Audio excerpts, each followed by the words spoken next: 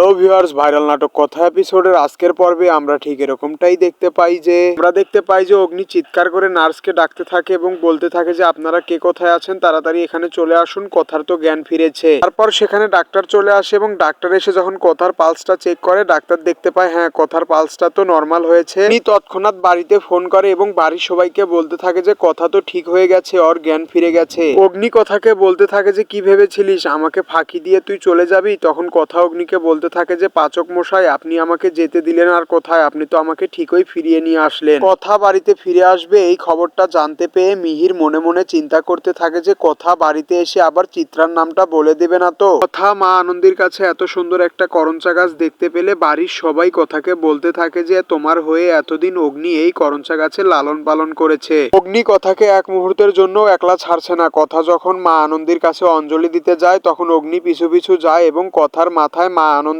ফুল ঠেকায়। কথা যখন মা আনন্দের আরতি করবে তখন অগ্নি কথার পাশে এসে দাঁড়ায়। এরপর অগ্নি নিজের হাতে করে ওষুধ নিয়ে আসে এবং কথাকে দিয়ে বলে কথা এই ওষুধটা খেয়ে ফেল। তখন কথা নিজের মনে মনে ভাবতে থাকে যে পাচক মশাই এই সমস্ত কিছু করে তো আপনি আমাকে আবার দুর্বল করে ফেলছেন। তো ভিউয়ার্স, এই ছিল আজকের ভিডিওটি ভালো লাগলে চ্যানেলটিকে সাবস্ক্রাইব করে পাশে থাকবেন। ধন্যবাদ।